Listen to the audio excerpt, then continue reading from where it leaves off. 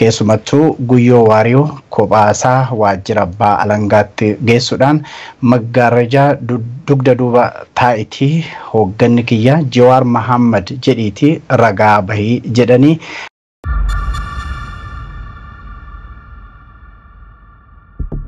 hidhamtoonni siyaasaa Oromoo 11 baatii tokko ol erga hidhamanii booda manni murtii mirga wabii isaanii akka kabajamu murteessuun isaa ni yaadatama. Haa ta'u malee poolisiin magaalaa Finfinnee hidhamtoota kanneen deebisee hidhuun mana murtiitti dhiyeessuun himamee jira.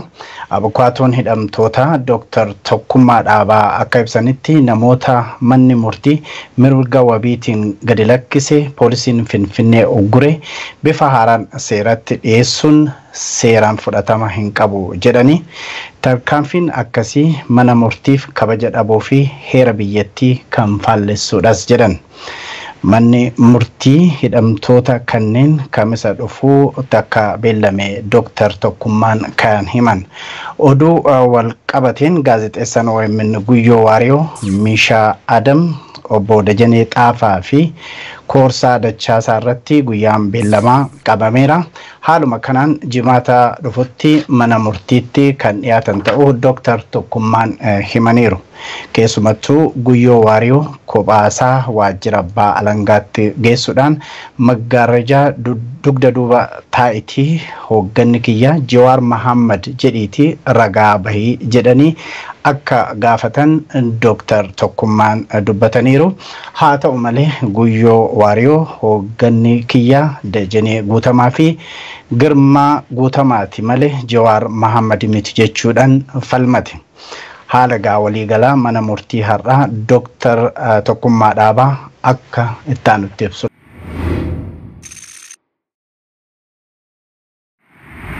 Mohammad Jimaa, Jombaa Hussein, Alamaayyoo Galataa, Hasan Jimaa, Kiyyaar Mohammad, Obsaa Jimaa, Ibrahim Abdul Jalil, Fayyisaa Buusaa, Ciibsaa Abdul Karim jedhamu.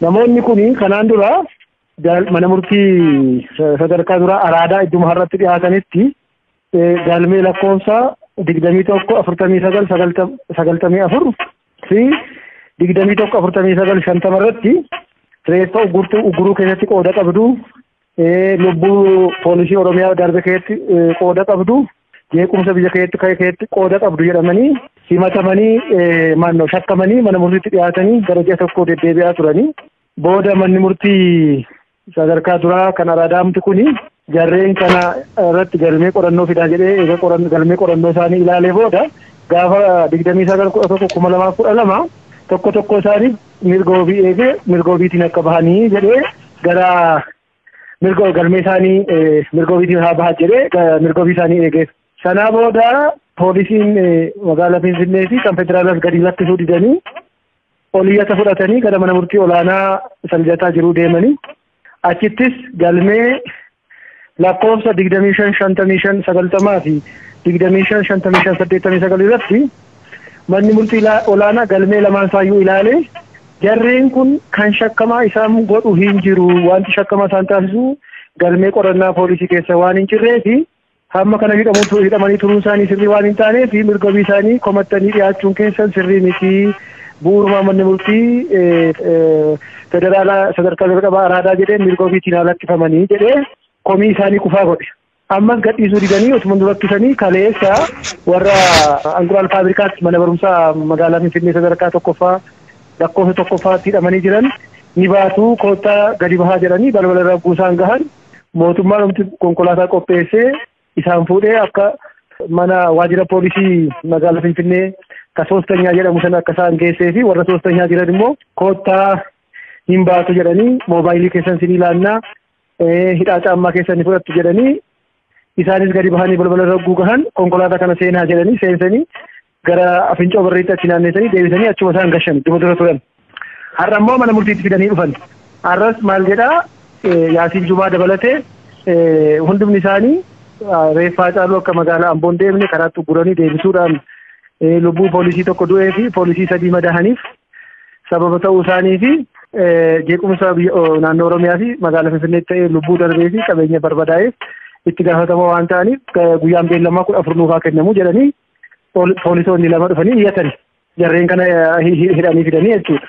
Jennaan tokkoffaa jarreen kun isin harka turanii waliin dhaabattanii poolisii magaalaa Finfinnee fi federaalaatti waliin dhaabatee falmaa ture. Ni beektu gadhiisame mirgoobiidhaan beektu. Achuma ammoo gadhiifaman jettanii eessaa fidanii qabdanii jarreen kun isin harka turanii galmeen mirgoobii eegame sobaanii kanuma duraa deebistanii bantanii jennee falmii bal'aa gaggeessine. Namni tokko dhimma tokkotti yeroo tokko qofaa ilaalama yeroo tokko ilaalamee mirgoobii kennameeraa fi akka isaan hojjetan kan hin jirre ta'uu qulqullaa'eera. Waan isin amma dhiyeessanii fi kan dura dhiyaates tokkumadha. Adda addummaa isin qabu. Poolisiin federaalaa gadhiisee poolisiin magaalaa Finfinnee jarreen kana dhaabuu hin danda'u qabuus hin danda'u. Kuni tokkoffaa olaantummaa seeraallee cabsuudha. Lammaffaa mana murtii tuffachuu sirna hadhaa kana dabsuu tuffachuu fakkaata. Mana murtiifillee kabaja dhabuu fakkaata. Mirga namaafillee kun daba guddaadha. Mirga namaa irratti daba hojjechuudha.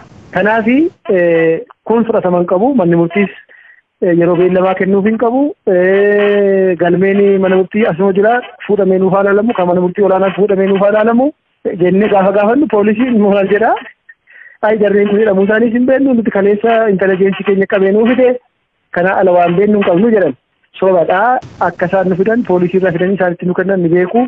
Inni sirriitti ni beekaa hundi isaanii ni beeku jennee iyyanne jennaan manni murtii baay'ee egaa gamaaf gamanaa dhaggeeffatee booda gaafa torba jechuun kamisa dhuftu jechuudha boroolee torba 2012tti galmeen qoradhee waan jala murtii kenna jedhee nu beellamee jira jechuudha.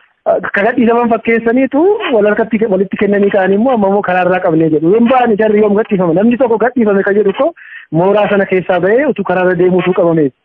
Akkuma mooraa sana warri inqulaal faabrikaa jiraatanii mooraa isaa keessaa bahan konkolaataa malixaa jedhamanii warri magaalaa Finfinnee asii poolisii komishiinarii poolisii magaalaa Finfinnee jiran immoo yeroo ba'uuf jedhan konkolaataa dhaabanii dallaa mooraa mana komishinii poolisii Oromiyaa naannoo Finfinnee sanatti naannessanii deebisanii gashan. Kun gadhiisame hin jedhamu. Wanni kun seeraan ala bar.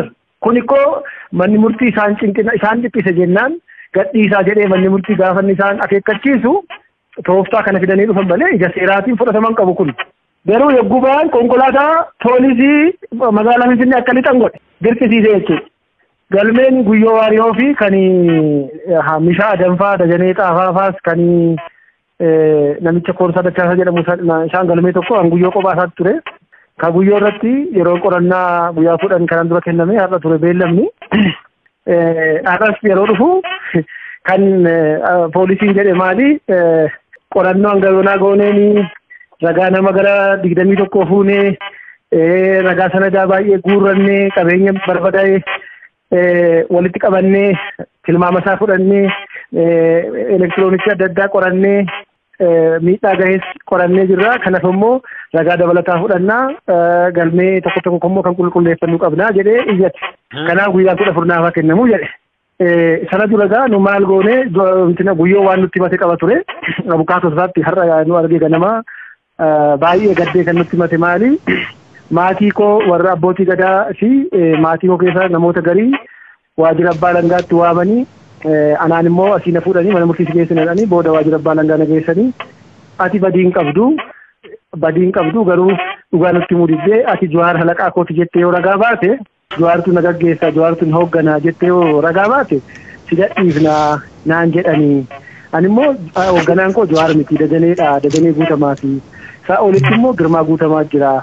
Kana ala Jawaar wajjin walitti dhufeenya hin qabu ani jedhee jennaan yoo kana jette golgaa yookaan magaala jaaduuba dhaabattee akka ragaa gabaatu goone si gadhiifna yoo kana jechuu baatte garuu si tufitti murteesse naan jedhanii jedhee boo'ee nutti ollixee mana murtiittis kanuma ibse ani ragaa hin beekne dhugaa hin beekne soba akka isaan itti bu'u na gaafatu ani yakkan ittiin himatame gaafa 22-23 sagantaa OMN irratti qopheesseen uummanni akka walitti bu'u sabaaf sablammiin akka walitti bu'u gootee qabeenyi barbadaa'ee lubbuun namaa akka darbu goote naan jedhanii.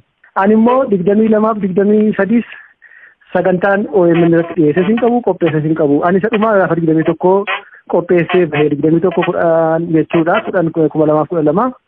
Gaafa Faayisaa Leellisaa interviyuu godhe qofaan OMN irratti dhiyaate sana ala hojjedhee hin beeku. Seenaa keessatti seenaa biyya oduu biyya keessaa gabaasee hin beeku. Oduu biyya alaan hojjedhaa. kun immoo jira yoo ta'e biroodkaastii irraa yuutuubii irraa feesbuukii irraa fidanii agarsiisanii natti raggaasisuu danda'u ture hanga yoonaa qoratanii fixuu danda'u turanii kun hin taane akka inni badii hin qabne isaanis beeku amananii badii hin qabdu naan jedhanii natti himanii jiru amma kana ni dararamaa jiruu fi ragaa sobaa akka hin ba'uu fi waan hin beekne akka hin dubbadhuu fi jedhee mana murtiitti himate. Nuti immoo akka abukaatootti eeyyeen namichi kun to'atamee jira ji'a tokkoof kan isa laallatu oduu gaafa 22-23 inni gabaase yoo jiraate qorachuu kabiraa waa'ee qabeenya barbadaa'ee booda dhufaa eeganni gabaasa dhiyeessee jiraate qofadha kan inni waa'ee qabeenya barbadaa'ee odeeffamu isa qabeenya barbadaa'ee lubbuu bade jedhamu immoo galmee warra kaan irratti qorannee finne jedhanii galmee cufanii galmee Jawaarfaa galmee Baqqalaafaa walitti fidanii galmee qorannoo duraa jalqabanii jiru. Kanaaf kun fudhataman qabu manni murtii qufaanuu godhuu qaba. Galmee qorannoo isaaniis harkatti fuudhee dhuguma waan namichi kun godhee qoratanii rumun qorannoo hojjetaa jiru mun jiru seetu sofitti fuudhee nuufaa ilaaluu jennee iyyanne abbaan seeraas kanuma nu dhaggeeffatanii mee dhuguma waan namichi kun godhe natti himaa jennaan itti mudadhaban maal godhee jennaan oduu gabaasa godhee jedhan gaafa yoomii jennaan 22 qabduuree jennaan gaafanne irraa jedhan mee fidaa galme jedhee irraa fudhatee amma nan qoradha jedhee gaafa 8tti yoom jechuudha jimaata dhuftu gaafa 8/2/2012tti beellamee jechuudha. Kadaganeef kamishaa kan koorsaa dachaasaa immoo galmee tokkorradha. Ansaan immoo waa'ee mirga irratti qoratamee har'a waa jedhamuuf ture. Haa ta'u malee abbaan seeraa galmeen qorannee hojii irratti baay'ate waan jedheef isas gaafuma 8/2012tti beellamamee jechuudha. Ilaa nunis kan nu dhibe nama tokko waan inni hin beekne ragaa ba'e jechuun seeraan alaa.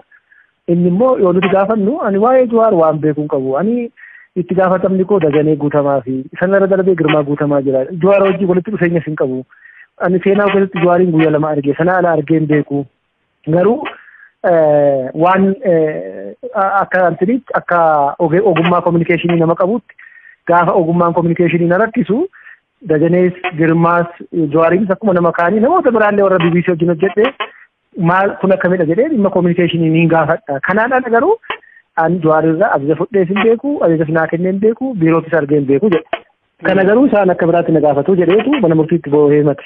Nan qoradha jedhee maatii qorannee akka dhiibbaan gahaa jiru jedhee himate inni manni murtii ni qoranna jedhee beellame.